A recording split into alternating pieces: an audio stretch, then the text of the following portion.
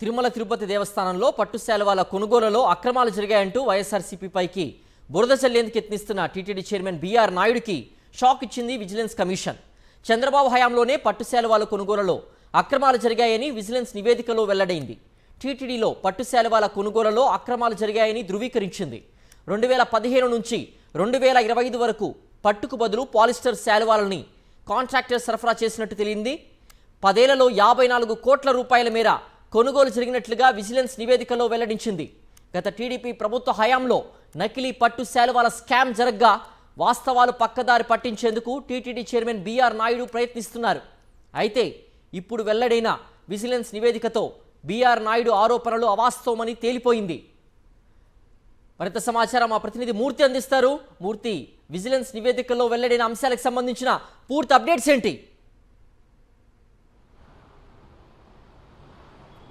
సిద్ధేశ్వర తిరుమల తిరుపతి దేవస్థానంలో యొక్క పట్టు శాలువాల కొనుగోలుకు సంబంధించి అక్రమాలు జరిగాయంటూ విజిలెన్స్ నివేదిక రిపోర్ట్లో తేటతెల్లం చేసింది. 54 కోట్ల మేర యొక్క అక్రమాలు జరిగినాయంటూ గత 10 ఏళ్లలో ఏదైతే గత టీడీపీ పాలన 2015 నుంచి 2025 వరకు తెలుగుదేశం పార్టీ గతంలో చంద్రబాబు నాయుడు ముఖ్యమంత్రిగా ఉన్నప్పటి నుంచే ఈ యొక్క పట్టు శాలువాల కొనుగోలులో భారీ ఎత్తున అక్రమాలు చోటు చేసుకున్నప్పటికీ వాటిని పక్కదారి పట్టిస్తూ ప్రస్తుత టీటీడీ చైర్మన్ బీఆర్ నాయుడు దాన్ని వైఎస్ఆర్ కాంగ్రెస్ పార్టీ హయాంలో 2019 నుంచి జరిగినట్లుగా పైకి చెప్తూ ఉండడం, ఈరోజు అడ్డంగా టీడీపీని ఇరికించే ప్రయత్నం చేశారు. ప్రస్తుతం టీడీపీ అధికారంలో ఉండగానే అప్పటి కొనుగోలు ఏదైతే యొక్క ప్రొక్యూర్మెంట్ డిపార్ట్మెంట్కి సంబంధించి పర్చేజ్ కమిటీ ఆమోదం మేరకే 2015 నుంచి 2019 వరకు ఆనాడు కూడా తెలుగుదేశం పార్టీ అధికారంలో ఉంది. ఆ టైంలోనే ఈ యొక్క పట్టు శాలువాలకు సంబంధించి కొనుగోలులో అక్రమాలు చోటు చేసుకున్నట్లుగా విజిలెన్స్ నివేదిక చాలా స్పష్టంగా చెప్పినప్పటికీ దాన్ని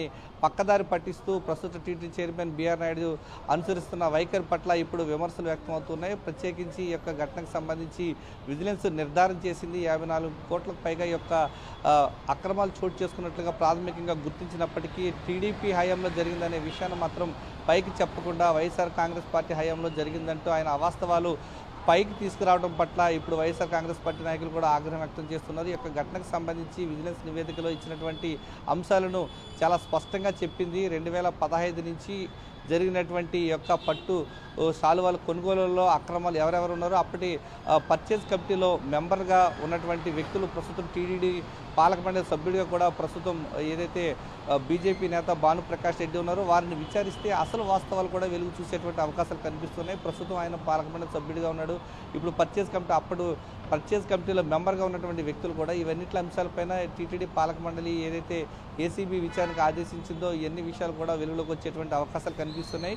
ఈ యొక్క గత చంద్రబాబు నాయుడు పాలన నుంచే ఈ యొక్క పట్టు శాలువాల కొనుగోలు విషయంలో భారీ ఎత్తున అక్రమాలు చోటు చేసుకున్నాయనే విషయాలు మాత్రం తేటతెల్లం కావడంతో ఇప్పుడు అధికార కూటమి నేతలకు మింగుడు పడని అంశంగా మారింది. ఈ యొక్క అంశానికి సంబంధించి వైఎస్ఆర్ కాంగ్రెస్ పార్టీపై బురద చల్లేటువంటి వైఖరి మానుకోవాలని చెప్పేసి వైఎస్ఆర్ కాంగ్రెస్ పార్టీ నాయకులు చెప్తూ ఉన్నారు. సిద్ధేశ్వర్. ఓకే మూర్తి.